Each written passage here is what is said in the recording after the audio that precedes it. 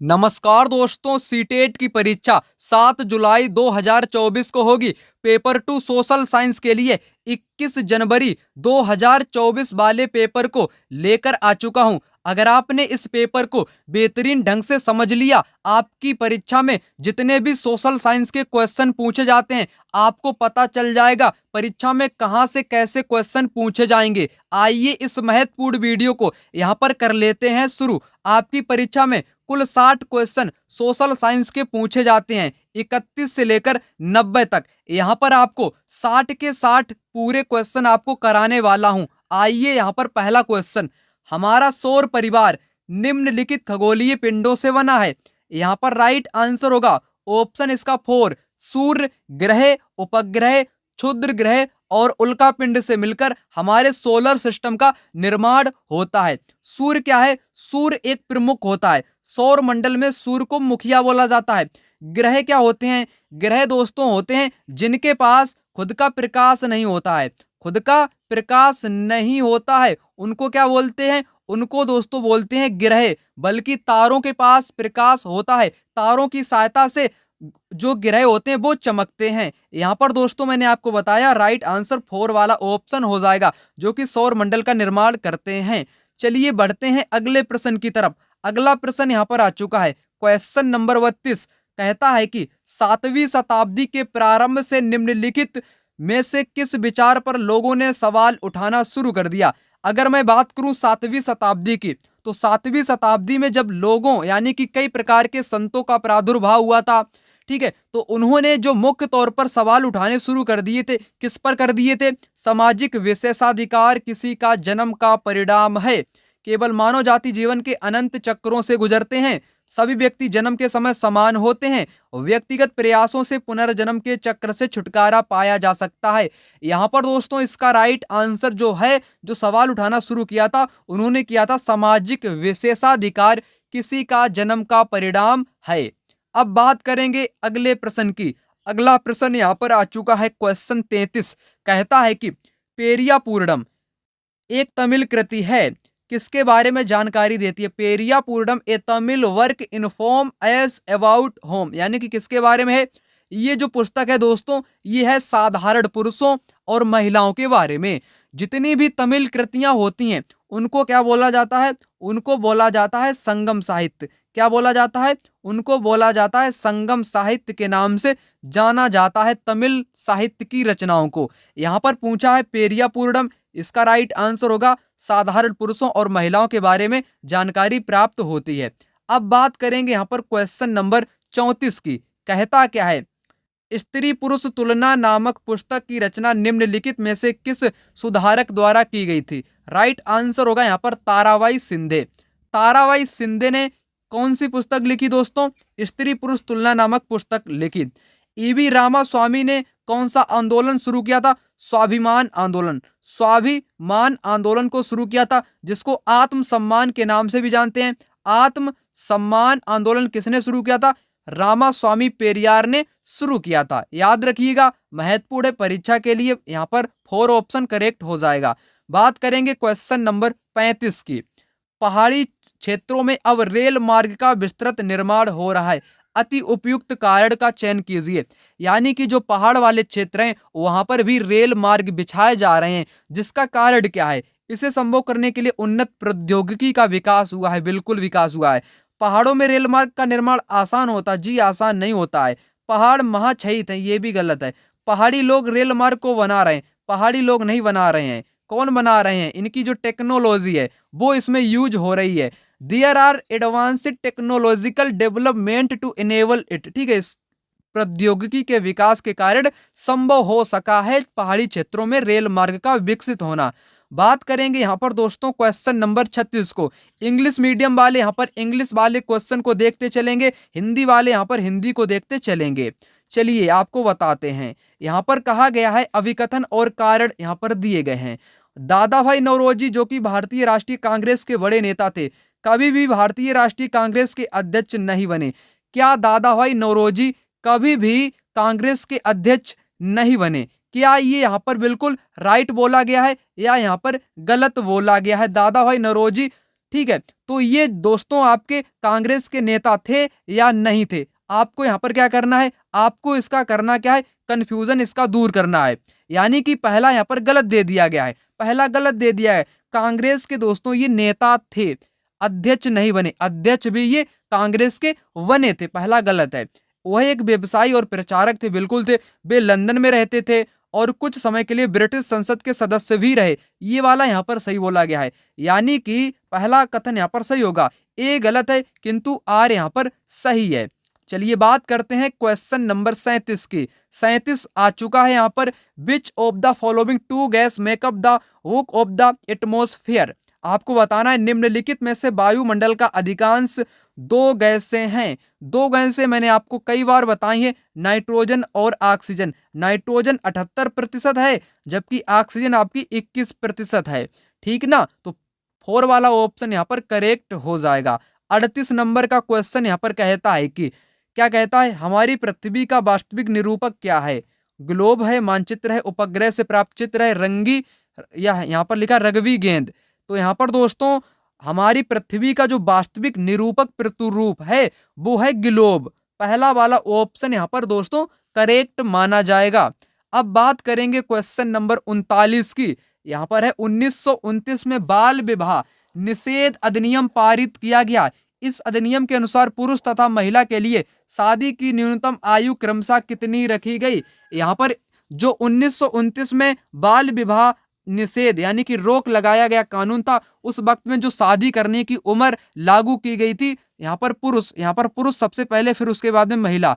ठीक है, तो उनकी आपको क्रम से बतानी है, पहले पुरुष की होनी चाहिए फिर महिला की होनी चाहिए। 1929 की यहाँ पर बात की जा रही है, जब निषेध लगा दिया गया था विवाह करने पर, तब आयु कितनी निर्धारित की गई थी? तब दोस्तों आयु निर्धारित की गई थी 18 वर्ष 16 वर्ष, यानी कि 18 वर्ष मेल की होगी, 16 वर्ष फीमेल की होगी। आप लोग यहाँ पर याद रखेंगे, ठीक है, 18 और 16। चलिए बात करते हैं क्वेश्चन नंबर 40 की। बोलता है कि गेहूं एवं जौ जैसी फसल उगाने के सर्वप्रथम साक्ष्य निम्नलिखित में से किस स्थान से मिले? सही विकल्प का चयन करें। यहाँ पर राइट आंसर होगा सुलेमान और किरथर की पहाड़ियां। जो सुलेमान और किरथर की पहाड़ियां, यहाँ पर महिलाओं पुरुषों ने सबसे पहले गेहूं जौ जैसी फसल उगाने के वहां से साक्ष्य प्राप्त होते हैं। आपकी जो एनसीईआरटी क्लास 6 की पुस्तक है, वहां का जो पहला चैप्टर है, पहले ही चैप्टर से यहाँ पर क्वेश्चन डायरेक्ट उठा के आपसे पूछा था। अब बात करेंगे 41 नंबर के क्वेश्चन की। 41 नंबर का क्वेश्चन, पवन सड़क पर गिरी सूखी पत्तियों को उड़ाती है, पवन कैसे बहती है? पवन मैंने आपको कई बार बताया, पवन जो है ये उच्च से निम्न की ओर, उच्च से कहां से जाती है? उच्च से निम्न की ओर पवन बहती है। आपको बताना क्या है, पवन कैसी बहती है? पवन सड़क पर गिरी पत्तियों को उड़ाती है, इससे आपको कोई लेना देना नहीं है। मुख्यतः आपसे पूछा है पवन कैसी बहती है, हाउ डू विंड्स विलो, यानी कि पवन कैसी बहती है आपसे पूछा है। तो यहाँ पर आपको कौन सा राइट आंसर मारना है? उच्च दाब क्षेत्र से निम्न दाब की ओर, यानी कि सेकेंड वाला यहाँ पर आपका करेक्ट आंसर हो जाएगा। चलिए बढ़ते हैं अगले प्रश्न की तरफ। अगला प्रश्न यहाँ पर आ चुका है। इंग्लिश वाले बच्चे यहाँ पर इसको यहाँ पर देख लेंगे, इंग्लिश वाले यहाँ इसको फटाक से देख लीजिएगा, ठीक है। मैं यहाँ पर हिंदी वाले करा देता हूँ। चलिए आते हैं इसके हिंदी वर्जन पर। यहाँ पर कहता है कि अभिकथन और कारण दिए गए हैं। 1960 में द्विभाषी बंबई प्रांत को मराठी और गुजराती भाषी लोगों के लिए दो अलग अलग राज्यों में बांटा गया था। बिल्कुल सही बोला गया है। पंजाबी बोलने, यहाँ पर लिखा है मराठी बोलने वालों के लिए मराठी बनाया गया, गुजराती बोलने के लिए गुजराती बनाया गया। 1966 में यही हाल हुआ था पंजाब का। पंजाब में विभाजन हुआ, पंजाबी भाषा बोलने के लिए पंजाब बना दिया गया, हरियाणवी बोलने के लिए हरियाणवी भाषा को बोलने के लिए हरियाणा राज्य का बना देना, ठीक है। तो यहाँ पर दोनों आपके राइट हैं, लेकिन एक दूसरे से सही तालमेल नहीं बिठा पाते हैं, क्योंकि दोस्तों यहाँ पर बंबई मराठी गुजराती लोगों की बात की जा रही है, यहाँ पर पंजाबी और हरियाणवी लोगों की बात की जा रही है। दोनों कथन आपके अलग अलग हो गए, सही हैं लेकिन व्याख्या नहीं करेंगे। सही तो है दोस्तों, लेकिन व्याख्या नहीं करेंगे, क्योंकि एक दूसरे से ये इनमें जमीन आसमान का अंतर है। चलिए बढ़ते हैं अगले प्रश्न की तरफ। क्वेश्चन नंबर 43 की बात करें। वे बीमारियां जो एक व्यक्ति से दूसरे व्यक्ति को जल, भोजन, वायु इत्यादि से फैलती हैं। ये क्वेश्चन दोस्तों होना चाहिए था साइंस का, कहाँ का होना चाहिए, साइंस यानी विज्ञान पोर्शन का होना चाहिए था, लेकिन ये एसएसटी में क्वेश्चन पूछ लिया गया है आउट ऑफ सिलेबस, सिलेबस से बाहर। ठीक है, तो सभी लोग जानते हैं एक व्यक्ति से दूसरे में जो बीमारियां फैलती हैं जल के माध्यम से, भोजन, तो उसको बोलते हैं क्या है, उसको बोलते हैं संचारणीय बीमारियां। ठीक है, संचारणीय बीमारियां उनको दोस्तों बोलते हैं, सभी लोग जानते होंगे। सिंपल सरल क्वेश्चन। यहाँ पर क्वेश्चन आ चुका है 44 वाला क्वेश्चन कहता है कथन ए और बी को ध्यान से पढ़ें। 1770 में बंगाल में एक भयानक अकाल ने लगभग 1 करोड़ लोगों को मार डाला। बिल्कुल मार डाला, बिल्कुल सही कहा गया है। अगर मैं बात करूं 1770 के दशक में बिहार में एक भयानक अकाल पड़ा जिसमें करोड़ों लोगों की मौत हो चुकी थी। इस अकाल में बंगाल का 1/3 आबादी खत्म हो गई। ये भी राइट आंसर है। बंगाल जो है 1/3 वहां की जनसंख्या मृत्यु के घाट उतर गई थी। दोनों कथन यहाँ पर सही दिए गए हैं, यहाँ पर दोनों आपके राइट दिए गए हैं दोस्तों। ठीक है, अब बात करेंगे दोस्तों अगले प्रश्न यानी कि 45 नंबर के क्वेश्चन की। कहता क्या है, चलिए यहाँ पर बात करते हैं। निम्नलिखित में से कौन सा कथन वर्तमान समय के संसाधन उपलब्धता के संदर्भ के साथ सतत पोषणीय विकास में सहायता करता है।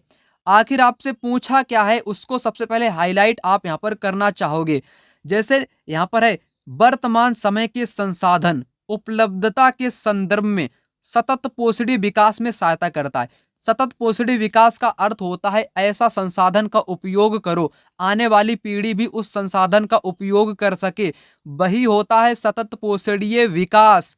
ठीक है, तो संसाधनों की खपत को घटाना, संसाधनों के उपयोग में वृद्धि करोगे, संसाधनों का पुनः चक्रण करोगे, वस्तुओं का पुनः उपयोग करोगे। क्वेश्चन जो है इसमें आपके कई यहाँ पर दिए गए हैं, इनमें से आपको छांटकर बताना है।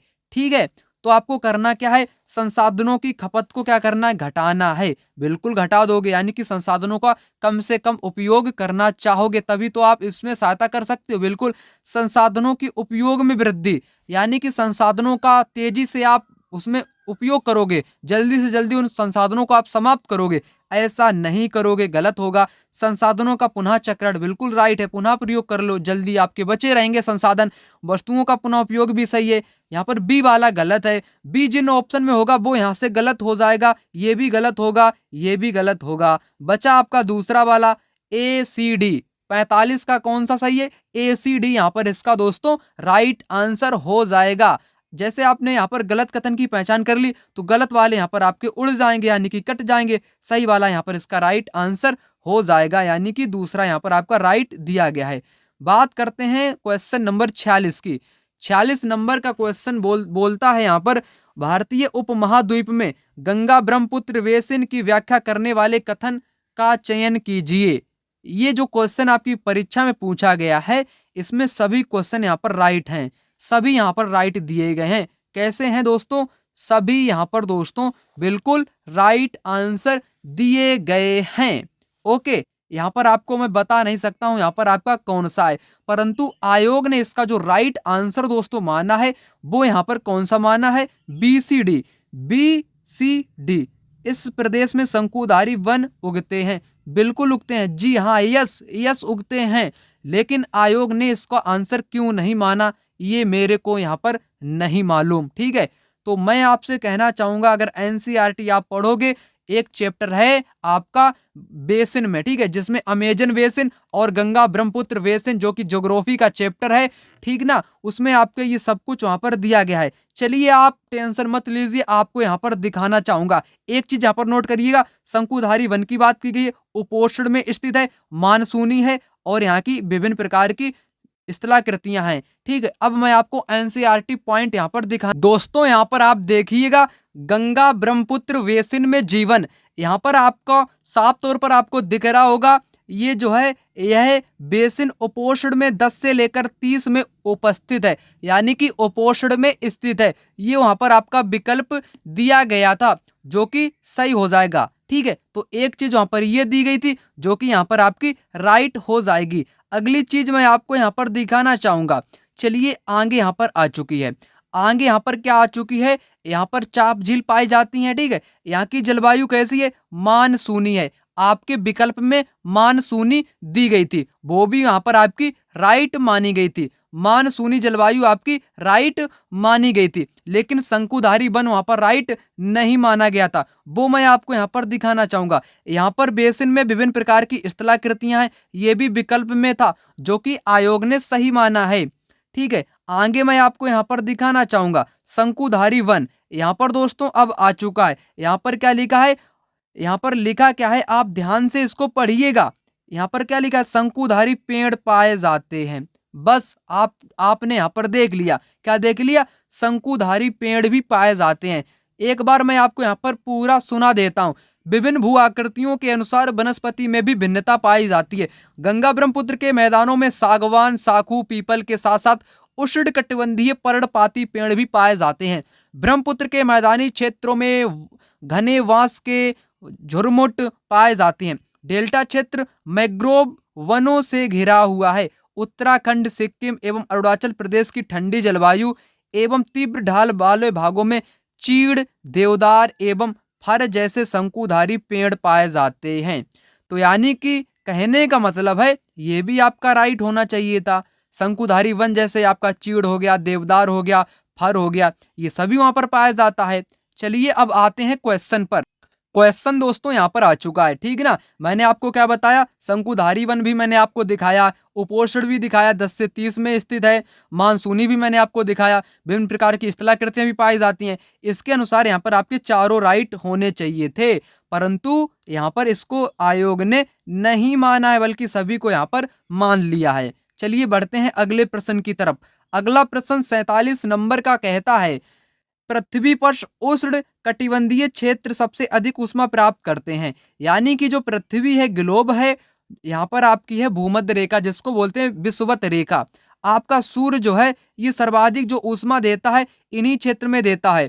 कर्क रेखा और मकर रेखा, ऊपर वाली है कर्क, नीचे वाली है ये मकर, बीच में है भूमध्य। इस वाले क्षेत्र में यहाँ पर सबसे ज्यादा ऊष्मा प्राप्त होती है। क्यों प्राप्त होती है, यहाँ पर सूर्य की जो किरणें हैं वो सीधी पड़ती हैं, वर्ष में एक बार इसके ठीक ऊपर में पड़ती हैं, इसलिए। तो राइट आंसर होगा दोपहर का सूर्य ठीक सिर के ऊपर होता है, जिससे उष्णकटिबंधीय क्षेत्र पर अत्यधिक ऊष्मा प्राप्त होती है। आपने यहाँ पर समझ लिया होगा, ठीक, क्या समझा आपने, यहाँ पर 4 वाला ऑप्शन आपने समझ लिया। The midday sun is, मतलब कि ओवरहेड होता है, यानी कि सिर के ऊपर होता है। क्वेश्चन नंबर 48 कहता है कि कथनों ए और बी को ध्यान से पढ़ें। वेद समाज की स्थापना 1864 मद्रास में हुई थी, बिल्कुल राइट यहाँ पर कहा गया है। वेद समाज आर्य समाज से प्रेरित था, गलत होगा। वेद समाज जो है ये ब्रह्म समाज से प्रेरित था। किससे था, ब्रह्म समाज से प्रेरित था, ना कि आर्य समाज से प्रेरित था। तो यहाँ पर पहला सही है, दूसरा गलत है। ए सही है किंतु बी यहाँ पर गलत है। चलिए बढ़ते हैं अगले प्रश्न की तरफ। 49 नंबर का क्वेश्चन यहाँ पर आ चुका है। कहता है कि कथनों ए और बी को ध्यान से पढ़ें। चलिए पढ़ लेते हैं ध्यान पूर्वक। जेम्स मिल ने 1817 में ए हिस्ट्री ऑफ ब्रिटिश इंडिया 3 भागों में प्रकाशित किया था।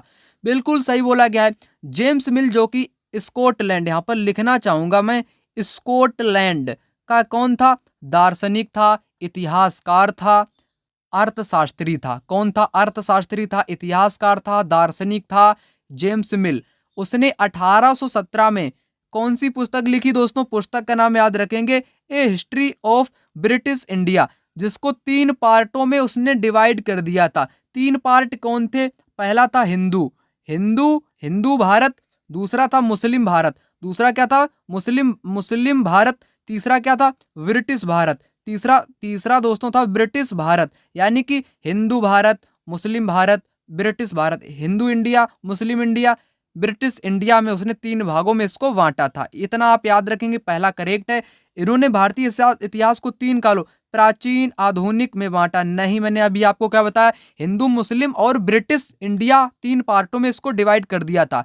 तो दूसरा गलत है, पहला यहाँ पर राइट है। पहला इसमें किसमें है, यहाँ पर है 4 वाले ऑप्शन में। 4 ऑप्शन इसका करेक्ट हो जाएगा। बात करेंगे 50 नंबर के क्वेश्चन की। इंग्लिश वाले यहाँ पर देख लीजिएगा, असर्शन एंड रीजन से संबंधित क्वेश्चन है। जनजातियों की संस्कृतियां, tribes have rich and unique culture. ठीक है, तो आप यहाँ पर देख लीजिएगा इस क्वेश्चन को, फिर मैं आपको यहाँ पर हिंदी से बताना चाहूंगा। ठीक है, तो हिंदी वाले अधिक से अधिक संख्या में विद्यार्थी इसको देखते हैं।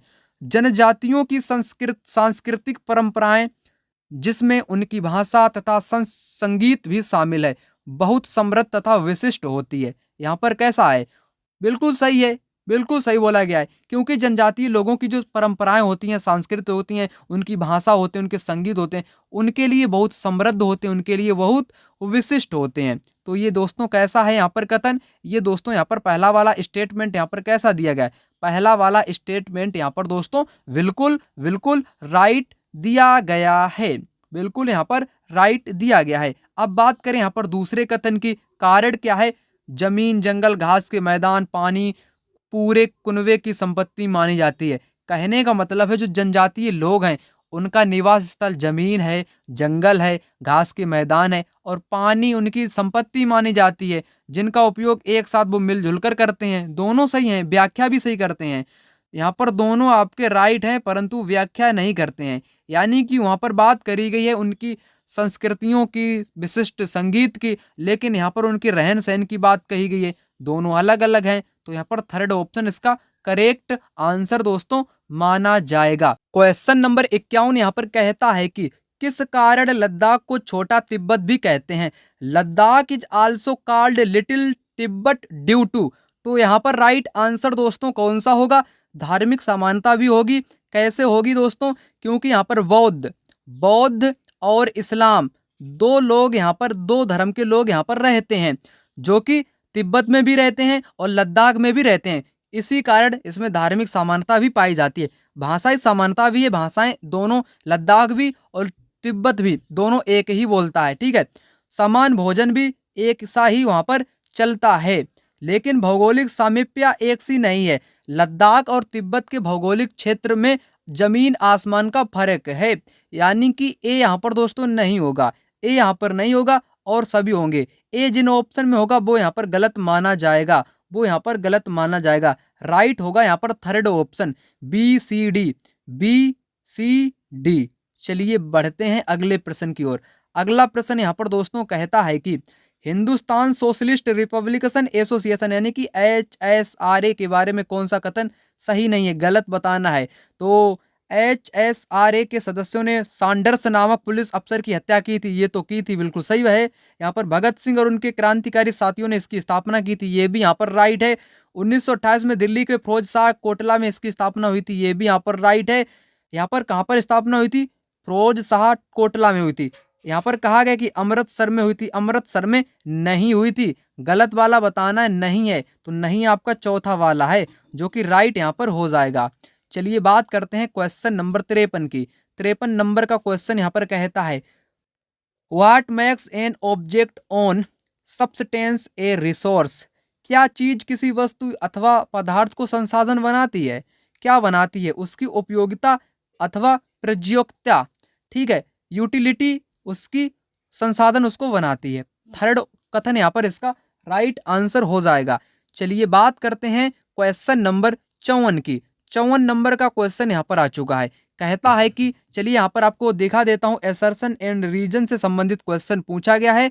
यहाँ पर है कथन शाहजहां के शासनकाल के दौरान मुगल वास्तुकला के विभिन्न तत्व एक भव्य सुसंगत संश्लेषण में लाए गए। पहला वाला यहाँ पर दोस्तों कैसा दिया गया है? पहला वाला यहाँ पर दोस्तों बिल्कुल राइट दिया गया है, पहला वाला यहाँ पर राइट दिया गया है। दूसरे की अगर मैं बात करूं, दूसरा यहाँ पर कहता क्या है? उसके शासन में अनवरत निर्माण कार्य चलते रहे, यानी कि तमाम प्रकार के निर्माण कार्य चलते रहे शाहजहां के काल में, विशेष रूप से आगरा में और दिल्ली में, जहां पर ही ज्यादा से ज्यादा इमारतों का उसने निर्माण कराया था। दोनों कथन राइट हैं, दोनों व्याख्या भी करते हैं। दूसरा ऑप्शन यहाँ पर करेक्ट हो जाएगा। बात करेंगे क्वेश्चन नंबर 55 की। 55 दोस्तों यहाँ पर आ चुका है। कहता है कि read the assertion A and reason R carefully.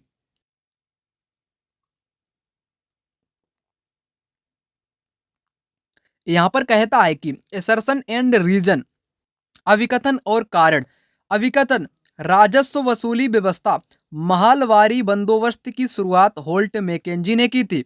बिल्कुल राइट यहाँ पर बोला गया, होल्ट मैकेंजी ने शुरू की थी और इसको जो जिम्मेदारी दी गई थी कर वसूलने की, राजस्व वसूलने की, वो गांव के मुखिया, यानी कि मुखिया भी आपको एनसीईआरटी पुस्तक में आपको देखने को मिलेगा। मुखिया 8th क्लास की जो एनसीईआरटी है वहां पर आपको देखने को मिलेगा मुखिया शब्द, लेकिन यहाँ पर गांव का प्रधान ही को बोलते हैं मुखिया, ना कि जमींदार को दी गई। यानी कि इसको किसको सौंपी गई, राजस्व वसूलने के लिए गांव के प्रधान को दी गई, ना कि जमींदार को दी गई।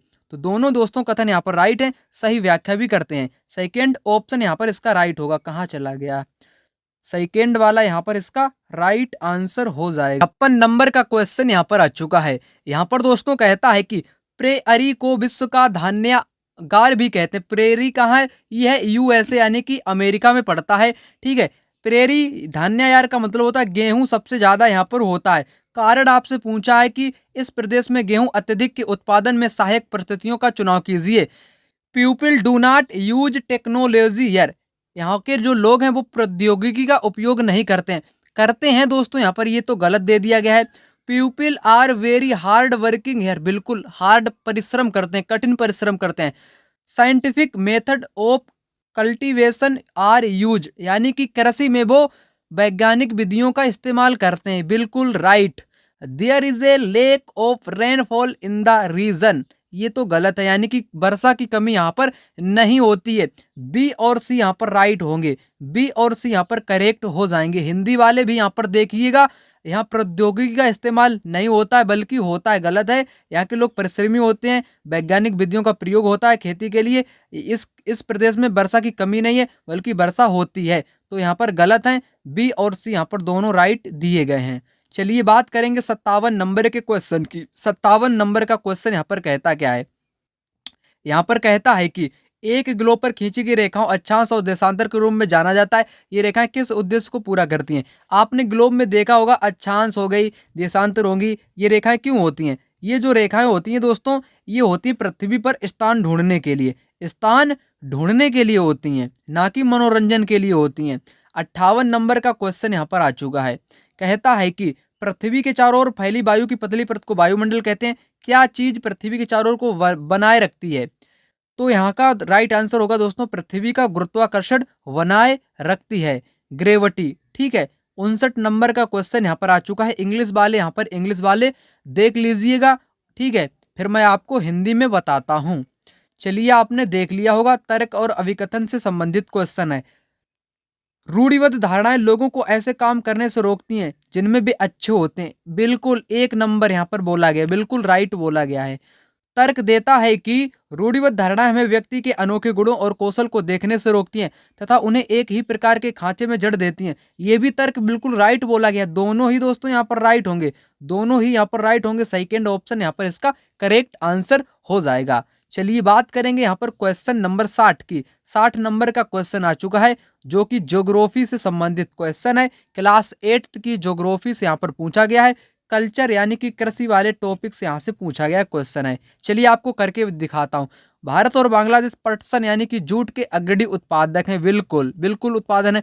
पटसन की वृद्धि को बल देने वाले कथन आपको यहाँ पर चुनने हैं। यह जलोढ़ मृदा के अच्छे ढंग से विकसित होता है। बिल्कुल इसे उच्च तापमान की आवश्यकता होती है।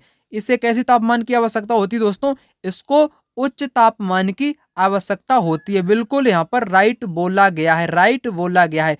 इसे निम्न तापमान और निम्न यहाँ पर गलत कर दिया ना, पहले में यहाँ पर बोल दिया था दूसरे वाले में उच्च तापमान की आवश्यकता होती है, तो यहाँ पर सही हुआ, पहला सही दूसरा सही, लेकिन निम्न तापमान आ गया तो गलत हो गया, बिल्कुल गलत हो गया। इसमें भारी वर्षा और आर्द्रता की आवश्यकता होती बिल्कुल। तो यहाँ पर ACD ऑप्शन यहाँ पर थर्ड में सही है। थर्ड वाला ऑप्शन यहाँ पर इसका राइट आंसर होगा। यहाँ पर थर्ड वाला ऑप्शन यहाँ पर हो जाएगा। आत्मन की अवधारणा पढ़ाने का सबसे अच्छा तरीका कौन सा है।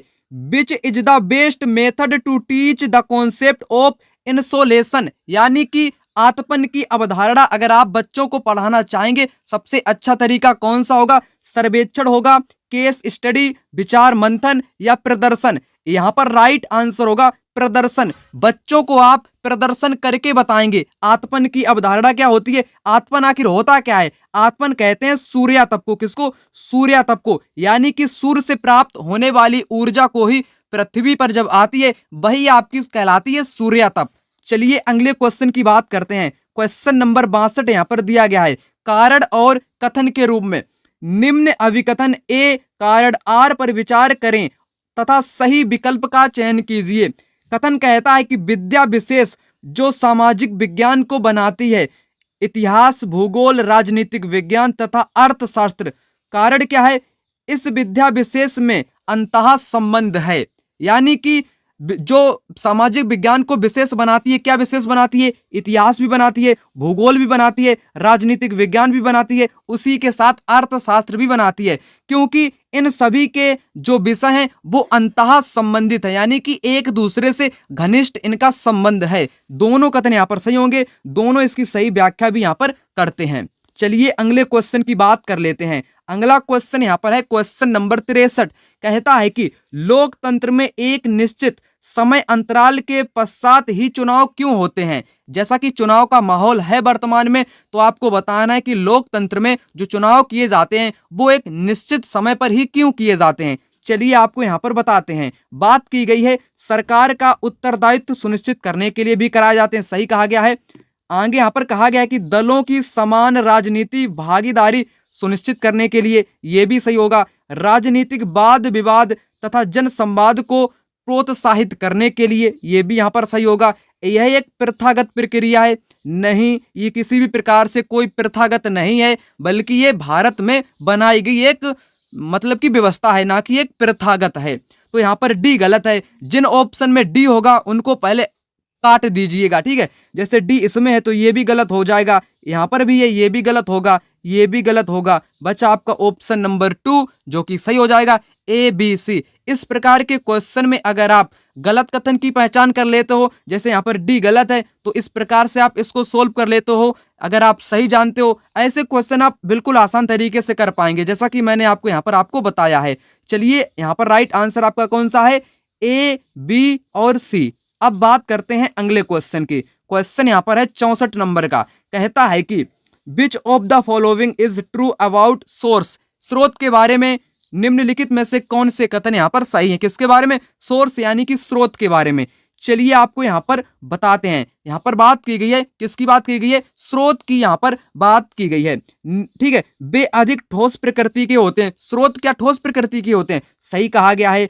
वे सभी ऐतिहासिक प्रकृति के होते हैं, सभी ऐतिहासिक प्रकृति के नहीं होते हैं, ठीक है। कुछ अलग अलग प्रकृति के भी होते हैं, यानी कि सभी तो ऐतिहासिक नहीं होंगे, गलत होगा। वे वस्तुनिष्ठ होते हैं, वस्तुनिष्ठ भी नहीं होते हैं, ठीक है। इसमें प्रत्यक्षदर्शियों के ब्यौरे और व्यक्तिगत पत्र भी शामिल किए जाते हैं, ये यहाँ पर सही कहा गया है। यानी कि ए और डी सही होंगे, ए और डी यहाँ पर आपके सही हो जाएंगे, ठीक है। तो ऐसे इस प्रकार से क्वेश्चन आप यहाँ पर करेंगे। अब बात कर लेते हैं अगले क्वेश्चन की। क्वेश्चन नंबर 65 यहाँ पर है आपका, ठीक है, जो कि कथन और कारण से यहाँ पर पूछा गया है। कहता क्या है, कहता है कि बड़े ध्यान से आपको यहाँ पर पढ़ना है क्वेश्चन को।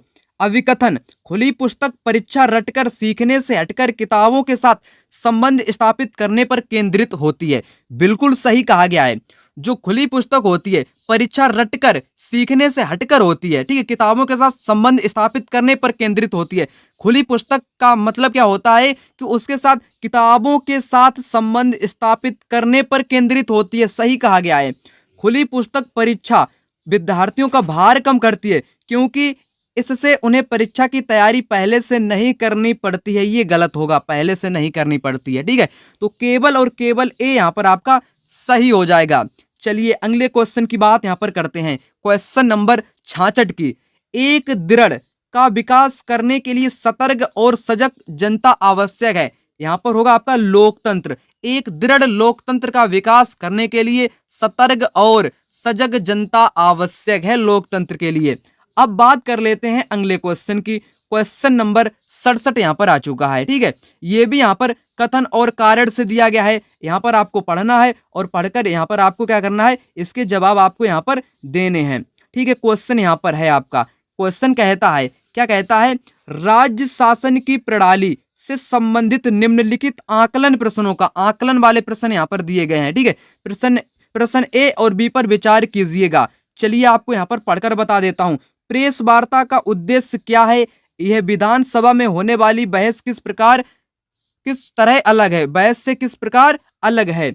उन निर्वाचित प्रतिनिधियों के लिए शब्द का प्रयोग होता है जो सत्ता दल के सदस्य नहीं होते हैं तथा सरकार फैसलों पर सवाल उठाते हैं। यहाँ पर ये कैसे हैं, ठीक है, यहाँ पर ये जो बात की गई है ये यहाँ पर बहुत कैसा क्वेश्चन है, एक डिफिकल्ट लेवल का यहाँ पर क्वेश्चन परीक्षा में पूछा गया है, ठीक है, परंतु आपको यहाँ पर घबराना नहीं है। यहाँ पर आपका राइट आंसर है संकलनात्मक ज्ञान की जांच करता है, पहला वाला कि प्रेस वार्ता क्या है, उद्देश्य क्या है, यह विधानसभा से बहस करने से किस तरह अलग है, ये एक है संकलनात्मक ज्ञान की जांच करता है। जबकि बी कैसा है, ये है तथ्यात्मक, यानी कि ये जो स्टेटमेंट यहाँ पर दिया गया है ये है तथ्यात्मक। चलिए अगले क्वेश्चन की बात यहाँ पर करते हैं। क्वेश्चन यहाँ पर आ चुका है, कहता है कि सामाजिक विज्ञान के मूल्यांकन के दौरान निम्नलिखित प्रश्न इसका उद्देश्य समझने में मदद करेंगे, ठीक है। तो यहाँ पर मूल्यांकन का उद्देश्य समझने में कौन सा कथन यहाँ पर मदद करेगा, पाठ्यक्रम में किन कौशलों पर बल दिया गया है, यह किसी एक मानक पाठ्य पुस्तक से लिया गया है या कई पाठ्य पुस्तकों से, ये हमेशा गलत होगा। पाठ्यक्रम की रूपरेखा कितनी विस्तृत है, ये भी यहाँ पर गलत होगा। अधिगमकर्ता से सामाजिक विज्ञान के प्रत्येक कौशल में किस स्तर की सक्षमता अपेक्षित है, यहाँ पर कौन से सही होंगे, पहला और मतलब कि लास्ट वाला, यानी कि ए डी यहाँ पर सही होंगे। ऑप्शन यहाँ पर थर्ड वाला इसका राइट आंसर हो जाएगा, कौन सा, थर्ड वाला। अब बात कर लेते हैं अगले क्वेश्चन की। अगला क्वेश्चन यहाँ पर कहता क्या है, कहता है कि for teaching which of the following topics a tree chart would be best, ठीक है, तो किसके लिए अति उपयुक्त होगा, कौन सा, शिक्षण के लिए ट्री चार्ट। यानी कि ट्री चार्ट आखिर होता क्या है उसको सबसे पहले यहाँ पर आपको बताता हूँ। ट्री चार्ट जैसे कि आपने कभी इतिहास के बारे में पढ़ा होगा, अकबर हो गया, बाबर हो गया, हुमायूं हो गया, यानी कि किसी वंश को विभिन्न प्रकार से ऐसे दर्शाते हैं। कोई अकबर आया, अकबर के बाद उसका बेटा आया, ठीक है, बेटा आया, बेटे के बाद दूसरा आया, फिर उसकी संतानें, इस क्रम में, यानी कि उसको चार्ट के माध्यम से हर एक चीजें वंशावली के तौर पर दिखाई जाती हैं। वही क्या होता है, ट्री चार्ट होता है। वो आपको यहाँ पर पूछा कि निम्नलिखित में से किस विषय के लिए ट्री चार्ट अत्यधिक उपयुक्त होगा, आयु, जेंडर, नस्ल इत्यादि जनसांख्यिकी के वितरण के लिए नहीं, शासक के शासनकाल का सार देने के लिए, ठीक है, ये भी नहीं होगा। होगा कौन सा, ऑप्शन वाला थर्ड होगा, ठीक है, एक विशेष काल में ऐतिहासिक घटनाओं का क्रम बताने के लिए कि हल्दी घाटी का युद्ध कौन सा हुआ, उसके बाद में कौन सा हुआ, उसका एक ट्री चार्ट जैसा रूपरेखा तैयार कर लो, वही ट्री चार्ट है। युद्ध हो गए, क्रांतियां हो गई, सामाजिक आंदोलन के पदानुक्रम को सचित्र दिखाने वाली जो विधि होती है वही आपकी ट्री चार्ट कहलाती है। यहाँ पर ऑप्शन थर्ड वाला राइट आंसर होगा। अब बात यहाँ पर करते हैं क्वेश्चन नंबर 70 की। 70 कहता क्या है, चलिए यहाँ पर आपको बताते हैं। निम्नलिखित में से कौन सा सतत और व्यापक मूल्यांकन की विशेषता नहीं है, यहाँ पर नहीं लगा हुआ है, अच्छे ढंग से क्वेश्चन आपको पढ़ना है। क्या कहा गया कि कौन सा सतत और व्यापक मूल्यांकन की विशेषता नहीं है, यह विद्यार्थी के अंक आधारित कार्य पर मूल्यांकन केंद्रित है। अंक आधारित कैसा होता है, हमेशा ही गलत होता है, गलत हो गया, ठीक है। यह मूल्यांकन को शिक्षण अधिगम प्रक्रिया का अभिन्न अंग बनाता है, सही है। यह विद्यार्थी के व्यक्तिगत के सर्वांगीण विकास पर केंद्रित है, सही है। यह विद्यार्थी शैक्षिक विकास के साथ शैक्षिक पहलुओं का भी आकलन करता है, सही है। आपको विशेषता नहीं बतानी थी, नहीं, यानी कि गलत कथन की पहचान करनी थी, गलत है आपका ऑप्शन नंबर 1, जो कि यहाँ पर राइट आंसर हो जाएगा, ऑप्शन नंबर 1। यह विद्यार्थियों के अंक आधारित मूल्यांकन पर केंद्रित है, जबकि केंद्रित नहीं होता है, नहीं वाला ही आपको बताना था, इसलिए यहाँ पर सही हो जाएगा। चलिए अगले क्वेश्चन की यहाँ पर बात करते हैं। Question number 70। 70 कहता है कि दो मौलिक अधिकार जिनकी मांग पर हाशियाकृत समूह बल दे सकते हैं ताकि उनके साथ भी गरिमामय और समानता का व्यवहार किया जाए, वे हैं, कैसा व्यवहार, गरिमामय होना चाहिए और समानता का व्यवहार होना चाहिए। ऐसे समाज है, यानी कि किसके लिए, हाशियाकृत समूह के लिए, ठीक है। दो मौलिक अधिकार कौन से होने चाहिए यहाँ पर आपको बताना है। चलिए आपको यहाँ पर हम बता देते हैं, ठीक है। कौन से, समानता का भी अधिकार होना चाहिए, संस्कृति और शैक्षणिक का अधिकार होना चाहिए। शोषण के विरुद्ध कोई इसकी अभी यहाँ पर जरूरत नहीं है, न ही स्वतंत्रता की, ठीक है, क्योंकि यहाँ पर गरिमामय और समानता की बात की गई है, तो यहाँ पर समानता का भी होगा और सांस्कृतिक और शैक्षणिक अधिकार, ठीक है, ये दोनों यहाँ पर होंगे ए और बी, इसलिए ऑप्शन यहाँ पर 2 इसका राइट आंसर यहाँ पर हो जाएगा। चलिए बात कर लेते हैं क्वेश्चन नंबर 72 की। कहता क्या है, चलिए यहाँ पर आपको बताता हूँ। निम्नलिखित में से कौन सा संसाधन यानी कि रणनीति एक सामाजिक विज्ञान की कक्षा को समावेशी बनाती है। आपको बताना है कि कौन सी रणनीति सामाजिक विज्ञान की कक्षा को क्या बनाती है, समावेशी बनाती है। केवल पाठ्य पुस्तकों से उत्तर देने के लिए प्रोत्साहन करना गलत होगा। यहाँ पर कैसा शब्द लगा हुआ है, केवल पाठ्य पुस्तक, केवल है, मात्र है, सिर्फ है, ये हमेशा ही गलत होते हैं, जैसा आप टैग वर्ड में पढ़ते होंगे, गलत हो गया। विभिन्न समुदाय और क्षेत्रों के लोगों की कहानियां और तस्वीरों का प्रदर्शन करना, केवल केवल समाज के प्रभुत्व विचारों को सीखना, केवल आ गया, गलत हो गया ना। आसपास के उदाहरणों से बचना, बचना नहीं है, ये भी गलत होगा। बचा कौन सा? बचा यहाँ पर ऑप्शन नंबर 2, जो कि यहाँ पर आपका सही उत्तर हो जाएगा। बिल्कुल आसान तरीके से आप यहाँ पर कर सकते हैं, जैसा कि मैं आपको यहाँ पर बता रहा हूँ। अब बात करते हैं अगले क्वेश्चन की। क्वेश्चन नंबर 73 कहता है कि निम्न में से सामाजिक विज्ञान पढ़ाने के कौशल आधारित उद्देश्य की पहचान करें। ठीक है, तो identify a skill based objective of teaching social science from the following option. ठीक है, कौशल आधारित यानी कि स्किल बेस्ड आपको यहाँ पर उद्देश्य की पहचान करनी है। सामाजिक विज्ञान पढ़ाने के उद्देश्य यानी कि कौशल क्या होता है, चलिए आपको यहाँ पर बताते हैं। तो यहाँ पर बात की कि महाद्वीपों का अगर कोई बच्चा ज्ञान प्राप्त कर लेता है तो क्या उसके अंदर कोई क्या क्या विकसित होगा? कौशल विकसित होगा? नहीं, इससे कोई भी नहीं होगा ज्ञान। विभिन्न समाजों में रहने वाले लोगों की संस्कृति को अगर तुम पहचान लोगे तो तुम्हारे अंदर क्या किसी भी प्रकार का कोई कौशल विकसित होगा? नहीं होगी, कोई भी स्किल नहीं विकसित होगी। नक्शा बनाने की क्षमता, जैसे कि कोई बच्चा है, ठीक है, तो वो या आप ही हो तो क्षमता यानी कि आप नक्शा बना लेते हो या किसी भी प्रकार का नक्शा बना लेते हो, तो ये एक आपके अंदर कैसी है? एक स्किल है, यानी कि ये आपकी कौशल है। ये यहाँ पर सही कहा गया है। अंतर और विविधता के लिए आदर, ये नहीं होगा ना। तो बचा कौन सा? थर्ड वाला यहाँ पर इसका राइट आंसर होगा, जो कि कौशल आधारित उद्देश्य दोस्तों यहाँ पर हो जाएगा। अब बात करते हैं क्वेश्चन नंबर 74 की। कहता क्या है, चलिए आपको यहाँ पर पढ़कर बता देता हूं। कहता है कि यहाँ पर है कि कथन भारतीय संविधान धार्मिक और भाषाई अल्पसंख्यकों की सुरक्षा का प्रावधान मौलिक अधिकारों से करता है। यह अनुमान लगाता है कि यह बहुसंख्यकों द्वारा संभाव्य सांस्कृतिक प्रभुत्व के समक्ष अल्पसंख्यकों की सुरक्षा करता है। सही कहा गया है। यह बहुसंख्यकों द्वारा किसी तरह के भेदभाव से अल्पसंख्यकों की सुरक्षा करता है। क्या करता है? सुरक्षा करता है। ये भी सही है। यह अल्पसंख्यकों के हितों की सुरक्षा भी करता है। सही कहा गया है। यह अल्पसंख्यकों को आर्थिक अवसरों की गारंटी नहीं देता है, नहीं प्रदान करता है।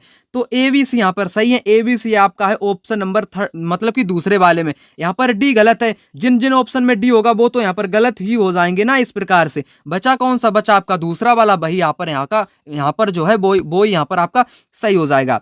अब बात कर लेते हैं अगले क्वेश्चन की। क्वेश्चन नंबर 75 यहाँ पर आ चुका है। मैं आपको बिल्कुल बेसिक से एकदम अच्छे ढंग से यहाँ पर समझाने का प्रयास कर रहा हूँ। ठीक है, वीडियो को लाइक करिएगा, चैनल पर नए हैं तो चैनल को अभी सब्सक्राइब कर लीजिएगा, क्योंकि आपके लिए कितनी मेहनत करके यहाँ पर आपको वीडियो प्रोवाइड करा रहा हूँ बिल्कुल फ्री में। ऐसा कंटेंट आपको कोई भी टीचर यूट्यूब पर नहीं दे पाएगा। यहाँ पर क्वेश्चन है कि भारतीय न्यायपालिका बिना किसी भय अथवा बाहरी दबाव के कानून का शासन की रक्षा करती है तथा सरकार के कार्यों पर प्रभावी नियंत्रण बनाए रखती है, जिसकी वजह क्या है? भारतीय संविधान में प्रतिष्ठापित लोकतांत्रिक मूल्य, भारत में न्यायपालिका की सर्वोच्चता, भारत में न्यायपालिका की स्वतंत्रता, न्यायिक सक्रियवाद। यहाँ पर कौन सा जवाब होगा? यहाँ पर आपका होगा राइट आंसर होगा ऑप्शन वाला थर्ड, भारत में न्यायपालिका की स्वतंत्रता, जिसके कारण बाहरी दबाव के कानून शासन की रक्षा करती हैं। ठीक है, और सरकार के कार्यों पर प्रभावी नियंत्रण भी बनाए रखती हैं। अब बात कर लेते हैं अगले क्वेश्चन की। क्वेश्चन यहाँ पर आ चुका है 76। कहता है कि उन तात्कालिक उपायों की पहचान कीजिए जो महिलाओं की सुरक्षा तथा उन्हें नौकरी करने, पारिवारिक आय में योगदान करने एवं आत्मनिर्भर बनाने में सुनिश्चित करता है। क्वेश्चन बहुत इंपॉर्टेंट है, क्योंकि यहाँ पर बात की गई है महिला की। आपको उपाय की पहचान करनी है। किसके बारे में? महिलाओं की सुरक्षा भी हो सके, नौकरी भी कर सकें, पारिवारिक आय में योगदान यानी कि आय भी उनकी बढ़ोतरी हो सके और वो आत्मनिर्भर भी बन सकें। इसके लिए यहाँ पर आपके उदाहरण दिए गए हैं, इनको आपको यहाँ पर पहचान कर सही उत्तर चयन करना है। बालवाड़ियों का प्रावधान, संसद में महिलाओं के लिए सीटों का आरक्षण, व्यवसायिक सुरक्षा का प्रावधान, ये सही होगा। ठीक है, और रात की पाली शिफ्ट के लिए लाने ले जाने की सुविधा भी होनी चाहिए, सही है। लेकिन संसद में महिलाओं के लिए आरक्षण का सीट, ये जो है ये ना नौकरी में है, ना ही पारिवारिक आय का योगदान, ना ही आत्मनिर्भर बनाने में सुनिश्चित करता है, यानी कि बी यहाँ पर गलत है। और A C D यहाँ पर से होंगे। A C D किस ऑप्शन में है? यहाँ पर में है थर्ड में, और यहाँ पर आपका गलत हो जाएगा बी। जिन ऑप्शन में इसमें भी था, इसमें भी था, पहले वाले में भी था, तो गलत हो जाएगा। बचा आपका ऑप्शन नंबर थर्ड, जो कि सही हो जाएगा। चलिए अगले क्वेश्चन की यहाँ पर बात कर लेते हैं। Question number 77। ये क्वेश्चन परीक्षा में हर बार रिपीट होने वाला क्वेश्चन है, ठीक है। अभिकथन और कारण यहाँ पर दिए गए, अभिकथन और तर्क यहाँ पर दिए गए हैं। भारत के गाँव में किसानों के कई आत्महत्या के मामले रिपोर्ट किए जाते हैं, सही कहा गया है। मानसून का अभाव, कर्ज यानी कि ऋण चुका पाने की अक्षमता किसानों में दुखों का कारण बनती है। दोनों कथन यहाँ पर सही है। जिस कारण किसान क्या कर लेता है, आत्महत्या कर लेता है, ऋण नहीं चुका पाता है। कभी कभी जो मानसून है, मौसम है, वहाँ बारिश नहीं होती है, फसल खराब हो जाती है, सूख जाती है, ये सभी कारण हैं यहाँ पर, ठीक है। दोनों कथन यहाँ पर सही है, एक दूसरे की सही व्याख्या भी यहाँ पर करते हैं दोस्तों। अब बात कर लेता हूँ अगले क्वेश्चन की। क्वेश्चन नंबर 78 कहता क्या है, चलिए आपको यहाँ पर बताते हैं। प्रारंभिक स्तर पर सामाजिक विज्ञान का शिक्षण महत्वपूर्ण है, बिल्कुल महत्वपूर्ण है। यह बच्चे को सामाजिक मामलों के प्रति संवेदनशील बनाता है तथा उसमें भिन्नता एवं विविधता के लिए सम्मान विकसित करता है, बिल्कुल करता है। दोनों कथन यहाँ पर सही दिए गए, दोनों कथन यहाँ पर आपके सही दिए गए हैं और सही व्याख्या भी करते हैं। अब बात करते हैं क्वेश्चन नंबर 79 की। कहता क्या है, चलिए यहाँ पर सबसे पहले समझते हैं। सामाजिक विज्ञान पाठ्यक्रम के भार को कम करने के लिए निम्नलिखित में से सबसे उपयुक्त है। क्या सबसे उपयुक्त है, आपको यहाँ पर बताना है। तथ्यों के स्मरण पर न्यूनतम बल देना तथा समझने पर केंद्रित करना, ये बिल्कुल सही यहाँ पर कहा गया है, ठीक है, बिल्कुल सही कहा गया है। तथ्य जो है उनको स्मरण पर न्यूनतम बल, यानी कि किसी चीज को रटो ना, कम रटो, न्यूनतम रटो, सही कहा गया है। और समझने पर अधिक केंद्रित होना, ये बिल्कुल सही कहा गया है। संकल्पनाओं के स्पष्टीकरण पर केंद्रित, क्या है यहाँ पर, संकल्पनाओं के स्पष्टीकरण पर केंद्रित, क्या ये सही होगा यहाँ पर? ये तो मेरे को सही लग रहा है, बिल्कुल सही हो जाएगा, ठीक है। परीक्षा निर्देशों के आधार पर शिक्षक के विषय वस्तु से अन्य विज्ञता के कारण पाठ्य पुस्तकों के कुछ विषयों को छोड़ देना चाहिए। छोड़ देना ये तो गलत हुआ ना, ना ही छोड़ना चाहिए ना ही बचना चाहिए, बल्कि सामना करना चाहिए, मुकाबला करने चाहिए। ऐसे टैग वर्ड तो आपको आते ही होंगे ना, तो उसकी हेल्प से आप इन क्वेश्चन को यहाँ पर कर पाएंगे। यहाँ पर ए और बी सही है। ए बी कौन से ऑप्शन में, थर्ड वाले में, थर्ड वाला यहाँ पर आपका राइट होगा। अब बात कर लेता हूं मैं अगले क्वेश्चन की। क्वेश्चन नंबर 80 कहता क्या है, औद्योगिक क्षेत्रों में स्थित कई कारखाने और फैक्ट्रियों में अस्थायी श्रमिकों को रखा जाता है। जो औद्योगिक क्षेत्र होते हैं, फैक्ट्रियां होती हैं, वहां पर श्रमिक कैसे रखे जाते हैं, अस्थायी, यानी कि स्थायी नहीं है, वो परमानेंट नहीं है, कभी उनको भगाया जा सकता है, तो वो होते हैं अस्थायी। अब आते हैं क्वेश्चन के विकल्पों पर। वे उन्हें अपनी सुविधा अनुसार रख सकते हैं, निकाल सकते हैं, सही कहा गया, क्योंकि श्रमिक अस्थायी हैं, पता नहीं कब उनको भगा दिया जाए फैक्ट्री से। वे स्थायी कर्मियों को मिलने वाले वेतन तथा अन्य नौकरी संबंधित हित पर लाभ पर बचत करते हैं। क्या ये यहाँ पर आपका सही है? ये यहाँ पर कैसा है, बिल्कुल सही कहा गया है। अस्थायी कर्मी बिना समयोपरि भत्तों की मांग किए लंबे समय तक काम करते हैं, बिल्कुल करते हैं, क्योंकि उनके पास इसके अलावा कुछ है ही नहीं जॉब करने के लिए। स्थायी कर्मियों की तुलना में अस्थायी कर्मी अधिक परिश्रमी होते हैं। ये तो कोई मतलब कि वैसी कोई इसमें निष्कर्ष वाली बात ही नहीं है। क्या कोई स्थायी श्रमिक अस्थायी श्रमिक से अधिक काम करता है या ज्यादा करता है, ये यहाँ पर इसका कोई औचित्य नहीं निकलता है ना, तो यहाँ पर ये डी गलत होगा, बाकी सभी सही होंगे। ए बी सी सही हो जाएगा।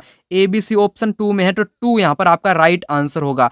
अब बात करते हैं क्वेश्चन नंबर 81 की। किसकी? 81 की यहाँ पर बात कर लेते हैं। कहता क्या है, चलिए यहाँ पर आते हैं।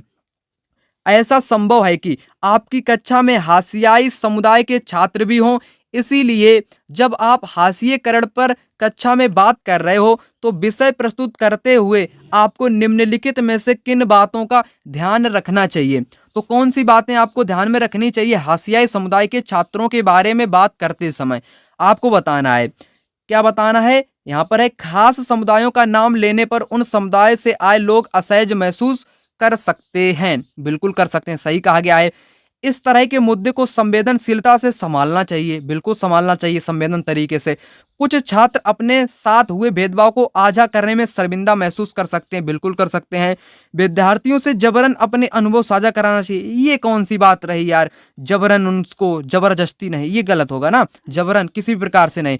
तो ए बी सी यहाँ पर राइट होंगे ना, ए बी सी यहाँ पर राइट होंगे, ऑप्शन वाला 4। बिल्कुल आसान क्वेश्चन पूछे गए परीक्षा में, आप इनको कर लीजिएगा, ठीक है। तो अगले क्वेश्चन की बात यहाँ पर करते हैं 82 नंबर के। तो है निम्नलिखित में से कौन सा कथन नैदानिक मूल्यांकन का असंगत चित्रण है? कैसा? नैदानिक मूल्यांकन का असंगत चित्रण है। तो यहाँ पर आपको अब बताना है, ठीक है। तो यहाँ पर कौन सा सही होगा, चलिए आपको बताते हैं। यह प्रायः औपचारिक कक्षाओं के बाद किया जाता है। इसका उपयोग कक्षा के सभी विद्यार्थियों द्वारा सीखी गई उपलब्धियों की तुलना करने में किया जाता है, ठीक है। जो नैदानिक मूल्यांकन का असंगत चित्रण है वो यहाँ पर ये हो जाएगा, ठीक है।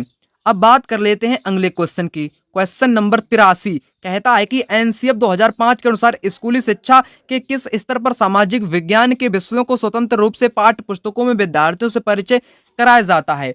तो यहाँ पर कौन सा सही होगा? एनसीएफ 2005 के अनुसार सामाजिक विज्ञान की पुस्तक को बच्चों के साथ परिचय कराया जाता है। यहाँ पर राइट आंसर होगा ऑप्शन नंबर आपका यहाँ पर होगा उच्च प्राथमिक, यानी कि 6 to 8 में बच्चों को विस्तृत रूप से सामाजिक विज्ञान की पाठ्य पुस्तकों से परिचित कराया जाता है, परिचय कराया जाता है, ठीक है।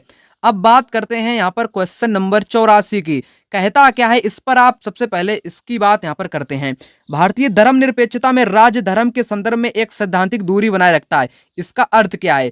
भारतीय धर्मनिरपेक्षता में राज्य धर्म के संदर्भ में सैद्धांतिक दूरी बनाए रखता है। इसका मतलब क्या है? इसका मतलब दोस्तों है संविधान में दिए गए आदर्शों के आधार पर राज्य धार्मिक मामलों में हस्तक्षेप कर सकता है। बिल्कुल सही कहा गया है, बिल्कुल सही कहा गया है। जिन ऑप्शन में ए होगा वो तो यहाँ पर सही होगा, ये भी सही हो जाएगा और ये भी सही होगा। इनको यहाँ से खत्म कर दीजिएगा, ठीक है। राज्य और धर्म एक दूसरे के मामलों में हस्तक्षेप कर सकते हैं। क्या कर सकते हैं? एक दूसरे के मामलों में हस्तक्षेप। तो यहाँ पर ये कैसा होगा दोस्तों? ये यहाँ पर एक प्रकार से गलत हो जाएगा। कैसा होगा? यहाँ पर ये गलत आपका हो जाएगा। अब बात करते हैं, तो यहाँ पर बी गलत हो गया, इसमें बी है तो ये भी यहाँ पर गलत हो गया। बचा कौन सा? बचा आपका ऑप्शन नंबर 4 जो कि राइट हो जाएगा। बस इतना करने से ही आप इसका आंसर यहाँ पर जान सकते हैं। डी और ए यहाँ पर बिल्कुल सही दिए गए। आवश्यकता पड़ने पर राज्य धार्मिक मामलों को नियंत्रित कर सकता है और हस्तक्षेप भी कर सकता है। चलिए अगले क्वेश्चन पर आते हैं, क्वेश्चन नंबर 85 की।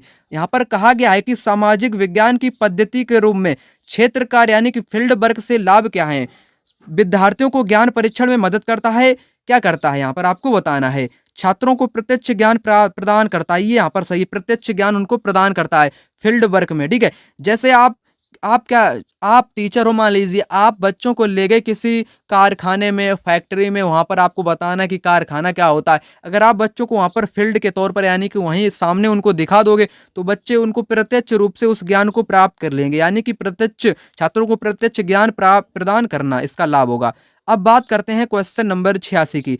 आदिवासी समाज की विशिष्टता का श्रेय जाता है, किसको जाता है? ठीक है, तो जाति व्यवस्था के प्रचलन को दूसरे प्रचलित धर्मों से भिन्न है, अनेक प्रकार से जनजातीय धर्मों को पालन को, ठीक है, ये सही है। विशिष्ट भाषा का प्रयोग करते हैं आदिवासी समाज के लोग, ये भी सही है। ऊंच नीच की कम उपस्थिति होती है क्योंकि उनकी सामाजिक स्थिति सभी की सेम होती है, इसीलिए उसमें ऊंच नीच नहीं पाया जाता है। ए यहाँ पर गलत होगा, बी सी डी सभी सही होंगे। ए जिन ऑप्शन में पहले उसको काटो, यहाँ से हटाओ, इसको फटाक से हटाना है आपको। बचा कौन सा? बी सी डी, वही आपका यहाँ पर राइट आंसर हो जाएगा। चलिए अगले क्वेश्चन की बात करते हैं, क्वेश्चन नंबर 87 की। 87 कहता क्या है कि निम्नलिखित में से कौन से परियोजना कार्य की विशिष्टताएं यानी कि विशिष्टताएं हैं? यह विद्यार्थियों को पाठ्य पुस्तक से आगे जाने का मौका देती है, ठीक है। परियोजनाएं क्या आगे जाने का मौका देती है? ये बहुत महत्वपूर्ण है परीक्षा के लिए, ठीक है। तो यहाँ पर आपका क्या होगा? आगे जाने का मौका भी देती है, सही कहा गया है। परियोजना कार्य घर पर ही करना चाहिए ताकि कक्षा में शिक्षण के लिए अधिक समय मिल सके, घर पे ये नहीं, कोई इसका औचित्य नहीं निकलता है। सामूहिक परियोजना कार्य विद्यार्थियों में सहयोगात्मक कौशल यानी कि स्किल के विकास यानी कि डेवलपमेंट में मदद करती है, सही कहा गया है, ठीक है। जब विद्यार्थी समूह में यानी कि कई बच्चे एक साथ मिलकर किसी परियोजना का कार्य करते हैं तो एक दूसरे से उनको सहयोग प्राप्त होता है, यानी कि सहयोगात्मक कौशल उनका विकसित होता है। ए और यहाँ पर सी इसके राइट उत्तर हो जाएंगे। चलिए बात करते हैं क्वेश्चन नंबर 88 की। 88 कहता क्या है? निम्नलिखित में से कौन सी कक्षा गतिविधि विद्यार्थियों में समाज में मीडिया की भूमिका को आलोचनात्मक दृष्टि से मदद करेगी? ठीक है, आलोचनात्मक दृष्टि से समाज में मीडिया की भूमिका, तो आपको यहाँ पर बताना है, ठीक है। तो यहाँ पर कौन सा इसका राइट आंसर होगा? क्या सरकार किसी अखबार अखबार नहीं, यहाँ पर खबर लिखा हुआ है। क्या लिखा हुआ है? क्या सरकार किसी खबर को टीवी पर चलाने से रोक सकती है? वह ऐसा क्यों करेगी? विषय पर छात्रों द्वारा कक्षा में परिचर्चा करवाना। ठीक है, तो ये कैसा होगा? ये यहाँ पर बिल्कुल सही कहा गया है, बिल्कुल सही कहा गया है। फिर आगे बताया गया है कि किसी एक मुद्दे पर छात्रों को अलग अलग अखबारों के कतरनों को इकट्ठा करना और उनके विवरण की तुलना करने को कहना। ये क्या होगा? ये भी सही कहा गया है। छात्रों को व्हाट्सएप अन्य सोशल मीडिया पर कई आई खबरों को एकत्रित करना और उनका शैक्षणिक संसाधन के रूप में इस्तेमाल करना, ये यहाँ पर गलत होगा। ठीक है, तो ए और बी यहाँ पर राइट आंसर दिए गए हैं। अब बात कर लेते हैं अगले क्वेश्चन की। क्वेश्चन नंबर 89 कहता क्या है? निम्नलिखित में से कौन से कथन परिप्रश्न उपागम के संबंध में है? इंक्वायरी अप्रोच, ठीक है, आपको बताना है। तो यहाँ पर कौन सा राइट आंसर होगा? यहाँ पर होगा यह समस्याओं को सुलझाने की क्षमता को प्रोत्साहित करता है। बिल्कुल करता है। यह साक्ष्य एकत्रित व मूल्यांकन करने के तरीकों का पता लगाने में मदद करता है। ये भी करता है, सही है। शिक्षिका अधिगम की गति को तय करती है? नहीं तय करती है। यह एक जल्दी से सीखने का तरीका है? नहीं। ए और बी यहाँ पर सही दिए गए, ए और बी यहाँ पर सही दिए गए, जो कि राइट आंसर हो जाएगा। अब बात करते हैं अंतिम क्वेश्चन की, यानी कि 90 नंबर के क्वेश्चन की। यहाँ पर है कि निम्नलिखित प्रश्न यानी कि टिप्पणियां आपने अपनी एक कक्षा के विद्यार्थियों से प्राप्त की हैं। इनमें से कौन सा प्रश्न विद्यार्थियों के गरीबी व असमानता के मुद्दे पर आलोचनात्मक दृष्टि को प्रतिबंधित करता है? गरीबी व असमानता के मुद्दे। ठीक है, सरकार गरीबों को मुफ्त सामान क्यों देती है? यह उन्हें आलसी नहीं बना देगा। ऐसा क्यों कि क्या लिखा है यहाँ पर? विलास कारे और भिखारी दोनों को ट्रैफिक सिग्नल पर देख पाते हैं। गरीब लोग अपनी जीवन स्थिति सुधारने के लिए अधिक मेहनत क्यों नहीं करते? भारत कब विकसित होगा और गरीबी कब मुक्ति होगी? यहाँ पर सबसे जो अच्छा तरीका है वो है ऑप्शन नंबर 2।